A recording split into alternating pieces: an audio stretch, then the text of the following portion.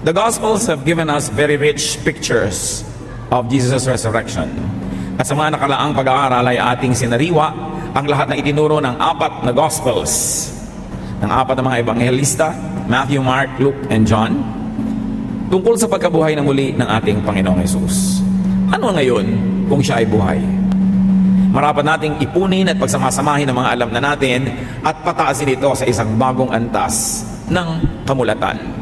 Ano ang kahulugan para sa atin? Because Jesus lives. Salamat Panginoon dahil ang iyong anak na si Jesus ay hindi na natiling patay. At kung sa gayon may kahulugan ito maging para sa amin ngayon. Papagliwanagin niyo po ang aming isip, turuan niyo kaming makita ang layunin ng muling pagkabuhay ng Panginoong Jesus para sa lahat ng sangkatauhan at para sa bawat isa sa amin. Pakalinisin niyo po kami Panginoon, daluyan ng iyong karunungan at kaliwanagan at ito ay magbunga ng kabutihan, kagandahang loob sa aming mga buhay. Be our speaker, Father. We ask you to give us a simple message that we may be understanding in order to obey. Lord, lead us, teach us in the name of Jesus, your Son, our risen Lord and Savior. Amen. Because He lives. We will be reading from 1 Corinthians 15 and begin with verses 1 to 2. My friends, I want you to remember the message that I preached and that you believed and trusted. Paul writing here. You will be saved by this message if you hold firmly to it. But if you don't, your faith was all for nothing. So ang mensahe tungkol kay Jesus ay nakapagliligtas. Subalit ang mensahe ng kaligtasan na ito sa pangalan ni Jesus ay marapat hawakan ng mahigpit dahil maraming gustong umagaw. Maraming gustong magbura sa kaisipan o kaya ay magbigay ng mga pagdududa. Verse 3, Christ died for our sins, as the scriptures say. So here Paul stresses the saving meaning of Jesus' death, and he connects it with prophecy of the Old Testament.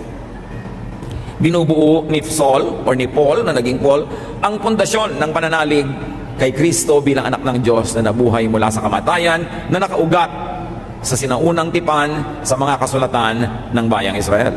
Verse 4, He was buried, and 3 days later He was raised to life, as the scriptures say. This is a very great distinctive. Maraming founder and foundations of religions died and remained dead. But what sets Jesus apart was that He rose from the grave because death could not hold Him down. Verse 5, Christ appeared to Peter, then to the 12. Sa patuloy ng pagpapatunay ni Pablo sa pagkabuhay na muli ng Panginoon ay sinariwa niya na maraming nakakita, si Pedro kasama na ang 12 apostoles. Interestingly, Paul omits the appearance of Jesus to Mary Magdalene, but that is another issue. In proving that Jesus rose from the dead, he mentions the men, probably because in the Jewish legal system, women could not stand as witnesses. Ang mga babae ay hindi maaaring maging mga saksi sa hukuman ng mga Hudyo. Kaya paniwalang-paniwala tayo lalo na nandun si Maria Magdalena at siyang unang nakakita dahil kung iimbentuhin lang ng mga disciples ang kwento, hindi nila isasama yung mga babae. Kasi hindi yun credible at hindi tinatanggap sa Jewish legal system. But the mere fact that they were mentioned says that they were really there. Hindi pwedeng tanggalin, but this time Paul omits the women. 1 Corinthians 15:6, after this, he appeared to more than 500 other followers. Most of them are still alive, but some have died. So sa panahon ng pagsulat ni Pablo sa mga taga-Korinto, buhay pa ang marami sa 500 saksi, sa mahigit sa 500 saksi na nakakita kay Jesus matapos itong mabuhay mula sa pagkakalibing. In other words, Paul was saying, kung gusto nyo, magtanong pa kayo, mag-usisa pa kayo dahil hayan, buhay pa ang napakaraming makakapagpatunay. Verse 7, He also appeared to James and then to all the apostles. James here referring to the brother of Jesus who had become a believer later. So the bodily appearance of Jesus was firmly established by Paul. Marami tayong ebidensya ng pagkakabangon na muli ng Panginoong Hesus mula sa kamatayan. Unang-una na ang libingang walang laman na sinikap natin gawa ng replika sa inyong gawing kaliwa at maaaring dalawin ang hindi pa nakadalaw noong mga nakarang araw, because we try to recreate the feeling of what you'd see at kung anong madarama kung papasukin ninyo yung libingan na yon nung unang-unang Pasko ng pagkabuhay, nung unang-unang Easter Sunday na tinatawag. Walang laman. Ang telang pinagbalutan ng bangkay ay walang laman, bagamat nakatali pa na parang may laman pa pero wala.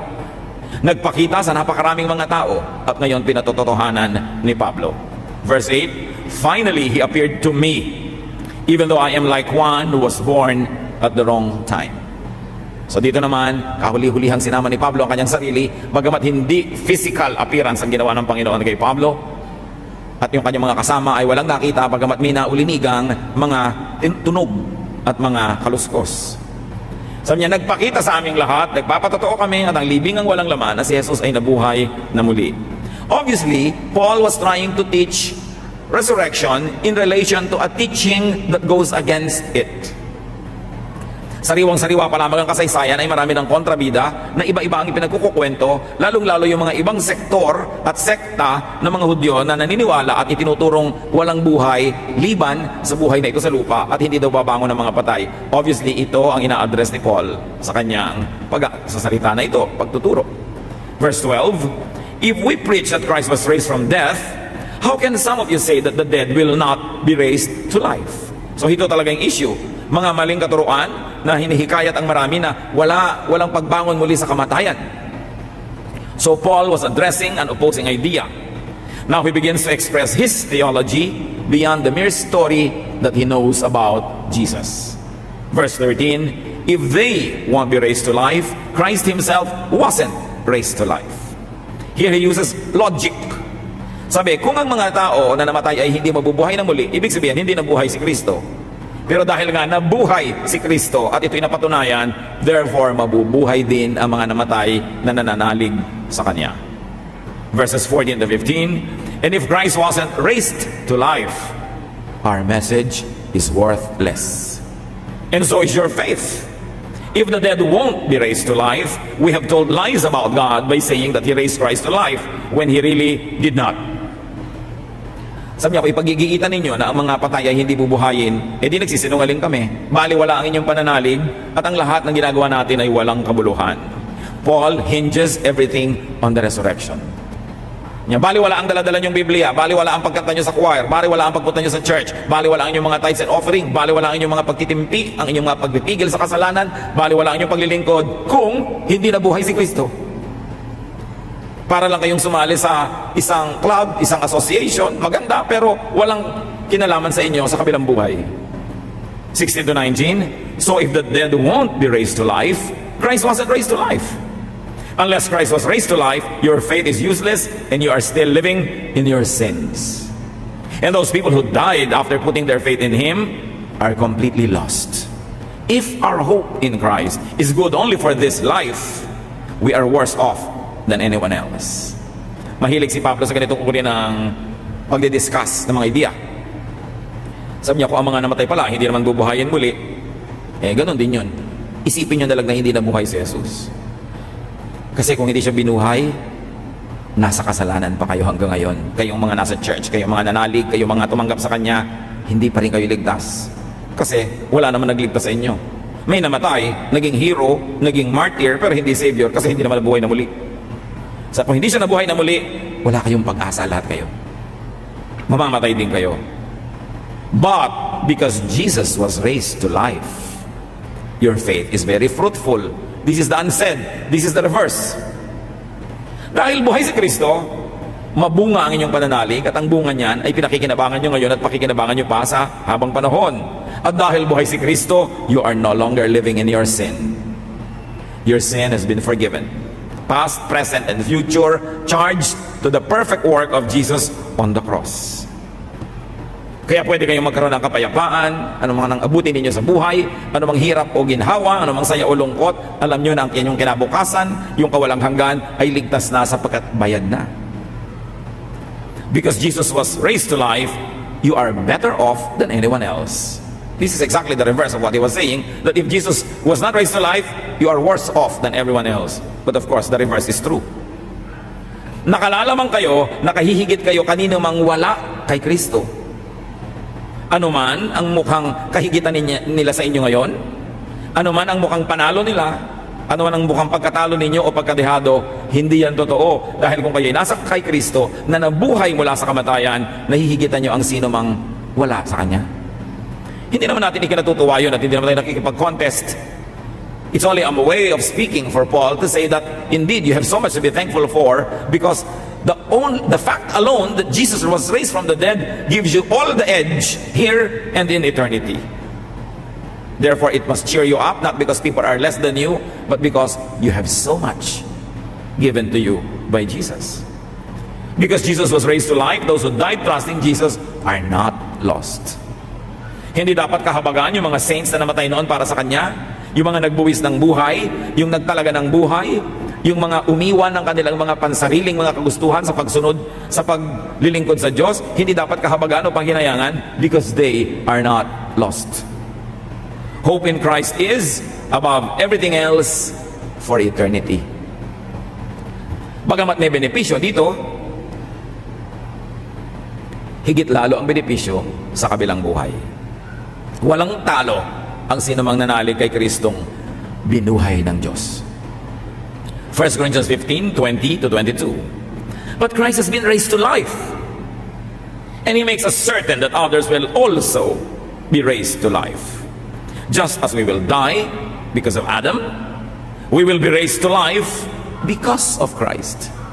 Adam brought death to all of us, and Christ will bring life to all of us. Hinukay nitong si Paul mula sa alaala si Adan, ang unang lalaki. At sinabi niya, kung dahil sa unang lalaki ito'y tayo napahamak, namatay, dito naman sa huling lalaki na si Jesus, tayo'y mabubuhay at magkakaroon ng kaligtasan. The resurrection of Jesus assures our own resurrection. Dahil binuhay siya, bubuhayin ang lahat ng sa Kanya. 23-24. But we must each wait our turn. Kaya mga sinasabi na una-una lang yan, totoo. Pero hindi una-una sa kamatayan, una-una lang yan sa pagharap ng mukhaan sa Panginoon. As we continue, verses 23-24, Christ was the first to be raised to life, and His people will be raised to life when He returns. Then after Christ has destroyed all powers and forces, the end will come, and He will give the kingdom to God the Father. This is a teaching that is very familiar to us because we are Christians.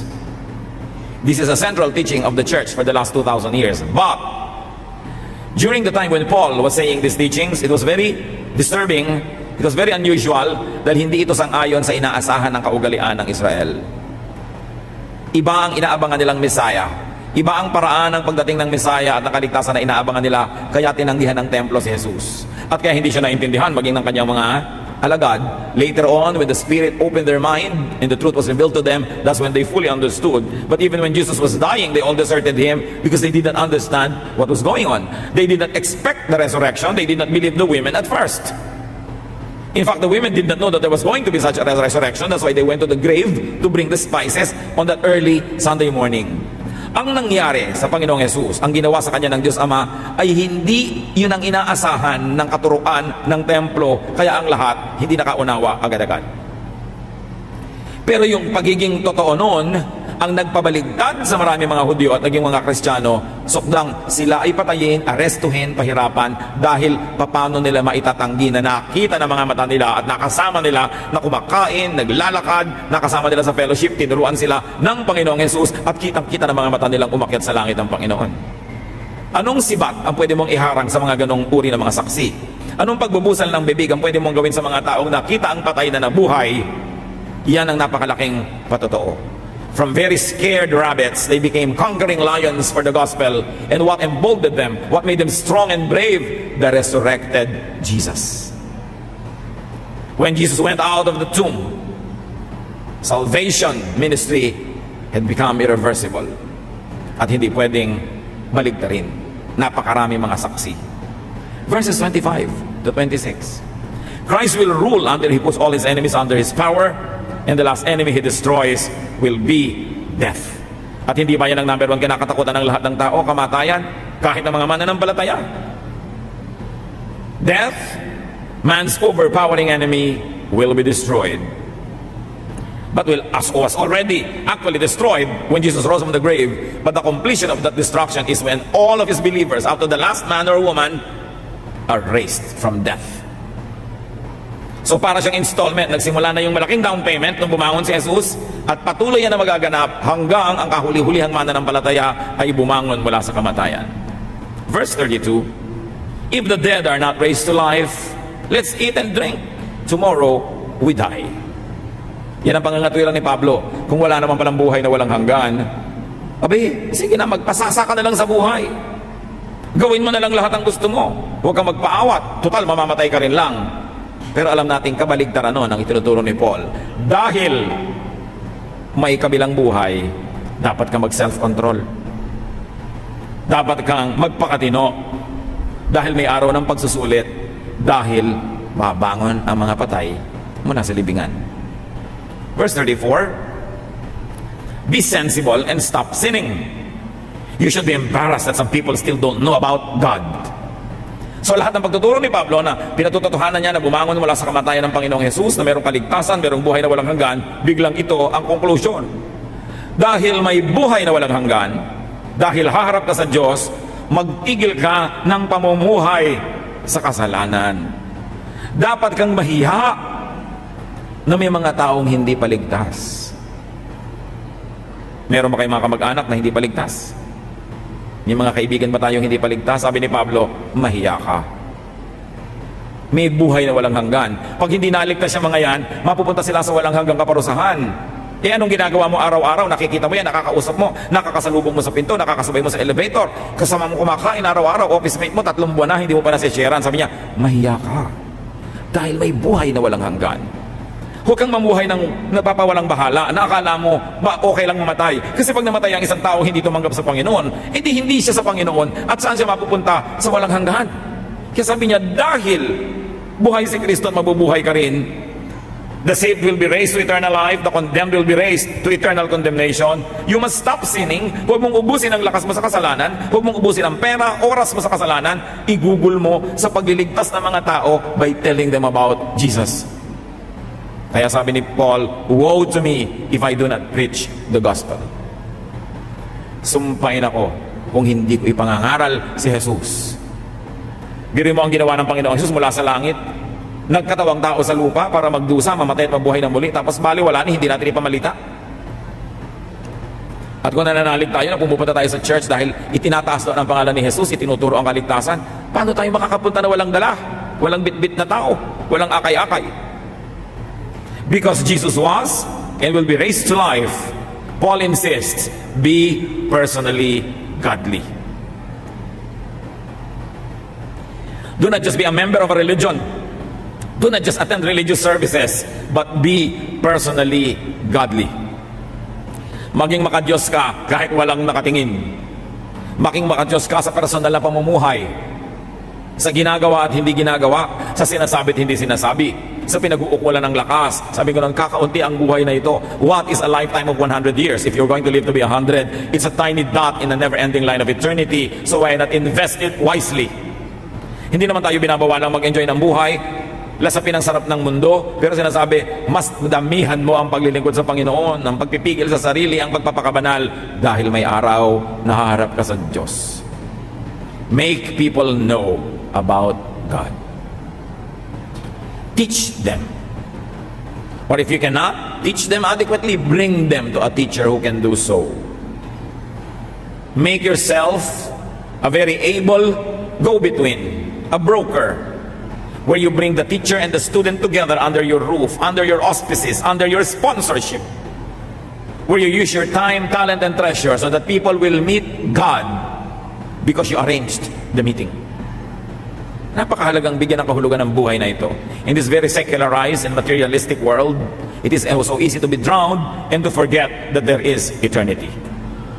1 Corinthians 15:35 and 42 to 44. Some of you have asked, how will the dead be raised to life? What kind of bodies will we have? These bodies will die, but the bodies that are raised will live forever. These ugly and weak bodies will become beautiful and strong. As surely as there are physical bodies, there are spiritual bodies. And our physical bodies will be changed into spiritual bodies. Sabi ni Pablo, marami sa inyo nagtatanong, ano po bang magiging itsura namin sa kabilang buhay? Ano bang mga itsura namin mga katawan? Sabi yung katawan na suot-suot nyo ngayon, physical lang yan. Kahit gaano kayo nagagandahan, wala yung kaganda-ganda compared to the spiritual body. At ang lahat ng mga kahinaan na yan, iiwan ninyo sapagkat magkakaroon kayo ng isang bagong katawan na maganda, malakas, and forever. So Paul says that we will have beautiful, strong, heavenly bodies like the body of the risen Jesus. Alam niyo naman yung katawan ni Kristo, lumabas sa libingan, lumabas doon sa tela, naglalabas-masok sa mga nakasarang mga kwarto, transcending time and space. Verse 47, the first man was made from dust of the earth, but the second man came from heaven. So an echo of Genesis and John. Man coming from the dust of the earth in Genesis, but the second man coming from heaven. Sabi ni John, in the beginning was the Word, and the Word was with God, and the Word was God, and the Word became flesh and dwelt among men. Another parallelism between Adam and Jesus. 48 to 49. Everyone on earth has a body like the body of the one who was made from the dust of the earth. And everyone in heaven has a body like the body of the one who came from heaven. Just as we are like the one who was made out of earth, we will be like the one who came from heaven. Kung may katawan daw na panglupa tulad ng kay Adan at yung mga katawan natin ngayon, at kung may katawan na galing sa langit tulad ng kay Jesus, ganun din ang magiging katawan natin pagdating ng oras. Para yung mga katawan ng mga anghel na nagsabi kay Maria Magdalena, wala siya rito, ba't kayo dito naghahanap ng buhay, libingan ito ng mga patay. Just like Christ's example.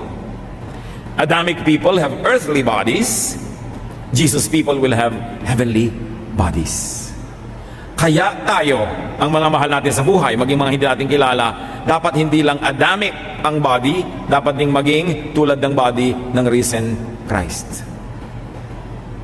Kumisan, hindi halata. Sa katunayan, hindi naman halata kung magkatabi kayo ng isang taong Adamic lang siya, wala siya kay Jesus. Kumisan na, mas maganda pa siya sa atin. Pero sabi, pagdating ng araw, lalabas ang totoo. Yung katawan na galing kay Adan, mabubulok lang yan at hanggang doon na lang yan. Pero yung bagong katawan na isusuot ng mga nakay Kristo, maningning, maliwanag, maganda, walang hanggan. At doon makikita ang pagkakaiba. Dito hindi pa kita. So this is a great hope beyond the grave. Jesus' body transcended the burial cloth, the cave. So our bodies also will transcend the grave, the physical form, the corpse. Lalampas tayo sa pagiging bangkay. Hindi tayo yung bangkay. Pag mayroong isang bangkay, ang mananampalataya, past tense na yon, hindi na yun ang body niya, wala na siya doon. At bibihisan siya, dadamitan siya ng bagong glorified body. Kaya yung mga ibang Kristiyano, nag-agonize, nagdadalawang loob, magpapakremate po ba kami o hindi? Paano naman po kaming mabubuo muli ni Jesus kung kami cremated at lalo't inihagis kami sa mga ilog-ilog? Eh bakit? Kahit ba ilibing ka ng buong-buong gano'n, naagnas ka rin naman eh. So yung sumasama ka rin doon sa naagnas na kabaong, at kung kinain ka ng pating, di sumama ka sa pating, paano ka na? Alam niyo problema ng Diyos kung paano tayo muling bubuuin, hindi naman natin problema yun. Isa o big deal. Kung gusto ninyong magpalibing ng buo, pero hindi naman talaga buo, may kulang din doon. Akala mo lang buo, di ba? So, wala naman talagang inililibing na buo. So, huwag yung problemahin. Some people are conservative, they prefer the usual old-fashioned burial. What? But we should not demonize those who like other forms of burial or whatever form their body will take. Because hindi niya naman problema kung paano mabuo nung kayo isinilang. So yung problemahin kung paano kayo mabubuo muli. May plano na ang Diyos para dyan. Concentrate on more important matter.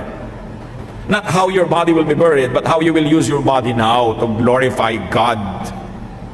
How you can make your body now the temple of the Holy Spirit. Mas bigyan natin ng diin sa buhay natin yun. Verse 50, my friends, I want you to know that our bodies of flesh and blood will decay. This means that they cannot share in God's kingdom, which lasts forever. Yan, normal lang. Hindi nyo pwedeng bitbitin yung katawan nyo na yan patungo sa kalangitan dahil mabubulok yan. Bawal doon ang bulok. Ang kailangan doon, perfect. And we are made perfect by the resurrection of Jesus.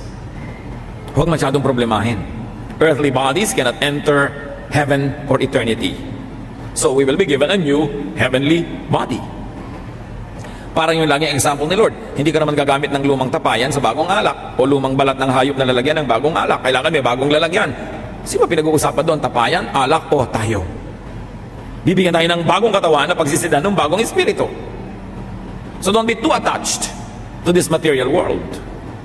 1 Corinthians 15, 51 to 54. I will explain a mystery to you. Not every one of us will die, but we will all be changed. It will happen suddenly, quicker than the blink of an eye. At the sound of the last trumpet, the dead will be raised. We will all be changed, so that we will never die again. Our dead and decaying bodies will be changed into bodies that won't die or decay. The bodies we now have are weak and can die, but they will be changed into bodies that are eternal. Sabi niya, meron akong ipagtatapat sa inyo. May sasabihin ako sa inyo isang hiwaga, hindi lahat tayo makakaranas ng kamatayan. Merong mga taong buhay na aabutan ng pagbabalik ni Jesus. At pababangunin yung mga naunang nangamatay at yung mga nananatiling buhay sa pagdating ng araw na yon, babaguhin din ang katawan. Yung namatay at yung inabutang buhay, sabay-sabay na babaguhin ang katawan, and we will meet the Lord in the air. Sabi niya, pansinin ninyo ito. Be serious about this. This is serious matter. I'm revealing to you the future. I'm giving you a slice of heaven in advance. Hindi lahat tayo aabutin ito. At alam nyo, lahat ng mga Kristiyano, mula nung panahon na yon hanggang ngayon, inakala na darating ang Panginoon sa kanilang panahon. Dahil gusto nga nila, ayaw na nilang mamatay. Ayaw nilang malagyan ng formalin, ng bulak sa ilong, ayaw nilang mailibing. Sabi niya, sana sa panahon na natin. Pero ang Panginoon ang nakakaalam nun, at hindi natin business na usisain yon, ang gawin lang natin, let us respect God and serve God while in these bodies. And when Jesus comes, what He does with us is up to Him. Napakahalagang dibdibin. The physical body is not eternal. Hindi ganyan yan pagdating ng panahon. Napakalaking comfort doon sa mga may mga problema sa katawan nila. Napakalaking comfort. Dahil talaga naman kung tutusin, ang bilis mabulok ng katawan. Subukan nyo huwag maligo ng 2 araw. Nagsisimula na nga kayong mabulok. Subukan nyo huwag mag-shampoo na 1 linggo. Itira ko kaya kayo sa gubat ng 1 buwan. Ha? Walang manicure, walang pedicure, walang haircut, walang shampoo, walang conditioner, walang sabon. Tingnan nyo pag hindi paglabas nyo din, mukha kayong sabukot. Tayong lahat. Mukha lang tayong ganito dahil may-maintain tayo. But if you will let nature take its course, decay has begun as soon as you were born. Kaya pagdating mo ng ganitong edad, lalabo na yung mata mo. Pagdating mo ng ganong edad, marami ka na ang sugar sa katawan, magkakadiabetes ka na. Pagdating mo sa ganong edad, yung mga ugat ng iyong mata, nagsasarahan na. So palabo ng palabo ang iyong mata. Pagdating mo sa ganitong edad, naglalaglagan na ang iyong mga buhok. Pagdating mo sa ganong edad, humihina na ang iyong mga tuhod. Patuho tayo kasi sa kamatayan. Sino makakapigil nun? At hindi dapat pigilin dahil kung hindi namatay si Jesus, hindi siya mabubuhay na muli. At kung hindi rin tayo mamamatay, paano tayo babangon na merong suot-suot na bagong glorified body? Love this life because it is God-given, but don't love it too much to the point that you are now afraid to go to eternity. Death is a doorway to eternity. Because we are not sure about the details, sometimes we're afraid, but overcome that fear. Because Jesus raised from the dead, and He showed us what will happen to everyone else who is raised from the dead. Gapiin ang takot sa kamatayan. At one specific moment, the dead will be raised and given heavenly bodies. The living will be changed and given heavenly bodies as well. Verses 54 to 57. Then the scriptures will come true. Death has lost the battle. Where is its victory? Where is its sting? Thank God for letting our Lord Jesus Christ give us the victory. Yung kinakatakutan ng lahat na kamatayan, sabi ni Paul, o ano ngayon, nasaan ang tagumpay ng kamatayan? Nasaan ang kamandag nito? Kung matapos mamatay ang mananampalataya ay mapapabuti pa nga siya. Talo ang kamatayan. At sabi niya, salamat sa Panginoong Jesus na nagbigay sa atin ng tagumpay. Death eventually loses. In this side of eternity, death will seem to win because everyone will die. Kahit yung mga Pharaoh who were gods on earth died. At kung ano-anong ginawang preparasyon sa loob ng mga pyramid, sa kanilang mga libingan, pero ngayon, nahuhukay sila 3,000 years later, nando pa rin yung katawan, hindi naman umalis. Bakit? Hindi pa bumabalik si Jesus. Ano man ang gawin mo na labanan yon, hindi mangyayari. This side of eternity, death will have its temporary victory. But, because Christ resurrected, our victory over death had already been sealed. Hindi na dapat katakutan yan.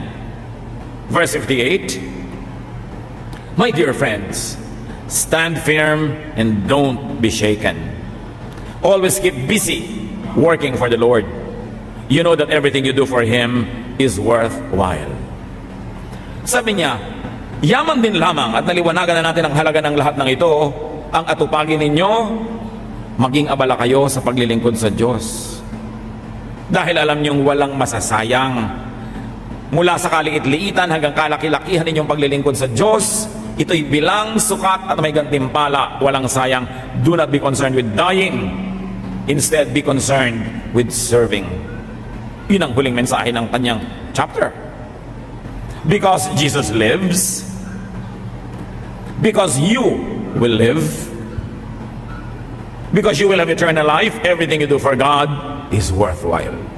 Sulit, makabuluhan, may kapararakan, may gantimpala ang lahat ng ginagawa ng tao. The resurrection has great demands. The empty cross has great demands.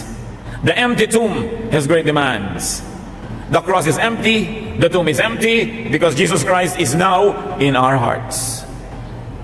Lumipat mula sa libingan patungo sa ating puso. And that reality has a great demand. Stand firm. Manindigan. Huwag isuko ang pananalig. Huwag isuko ang ating katapatan sa Diyos sa mga mamunting kapalit, sa mga mabababaw na kapalit. At sabi ni Pablo, keep busy doing God's work. Tiyakin ninyo na ang Diyos ay may kaparte sa inyong oras, sa inyong lakas, sa inyong mga tinatangkilik. That God becomes a part of our time, our talent, our treasure, because we will be held accountable. But more than that, because Jesus already loved us. Hindi kayang bayaran, pero inaasahan ng kalangitan, magsusukli-sukli man lang tayo, na ang natitira at nalalabing lakas natin at buhay ay gugugulin sa pagmamahal sa Diyos, sa pamumuhay ng may kabanalan, at sa matapat at masipag na paglilingkod. Yan ang mga hinihingi ng empty tomb. Yan ang hinihingi ng risen Christ. Jesus resurrected. It's now time that we resurrect Jesusness in our lives. Ama namin, salamat sa mga paalala na ang buhay na ito ay may kahulugan, may misyon, at mayroong pagsusulit. Salamat po sa katotohanan na mamatay man ang katawang ito, ibibigyan nyo kami ng bagong katawan at may buhay na walang hanggan ang lahat ng nananalig sa inyo. Ang dalangin namin ngayon, Panginoon, because Jesus your Son resurrected, that He will also resurrect in our hearts. Sa amin na tumanggap na sa Kanya noon pa, sa amin na kumilala na sa Kanya noon pa, ngunit dumaan ang panahon, inabutan kami ng panlalamig, katamaran, may mga bumalik sa mga dating kasalanan, may mga bumalik sa mga dating masasaming gawi, merong nag-iwan ng kanyang mga magagandang gawain at paglilingkod. Ang dalangin namin ngayong Pasko ng pagkabuhay, buhayin mo muli ang pag-ibig namin sa iyo, sa iyong iglesia at sa iyong gawain. The risen Christ is a demand that He doesn't rise only from the grave, but He also rise again in our hearts if we had made Him sleep there. Mga kapatid, magbulay-bulay tayo. Kung merong bahagi ng ating buhay na kailangang buhayin muli, nabuhay na noon kay Kristo, tapos nanghina na naman, nakatulog, nakalimutan. Kung meron tayong mga kasalanang iniwan na pero binalikan na rin. Kung meron tayong mga ipinangako sa Diyos na hindi natupad, at kung meron tayong mataas na uri ng paglilingkod na ngayon ay mababa o wala pa nga, sino man sa mga kapatid na ganito ang kalagayan, nais ang Panginoong Jesus hindi lang bumangon mula sa libingan, kundi bumangon muli sa ating puso, sa ating buhay. Let your love for God be resurrected. Let your commitment to God's work and to personal godliness be resurrected. Magbulay-bulay tayo at manalangin, siyasatin ang ating mga puso.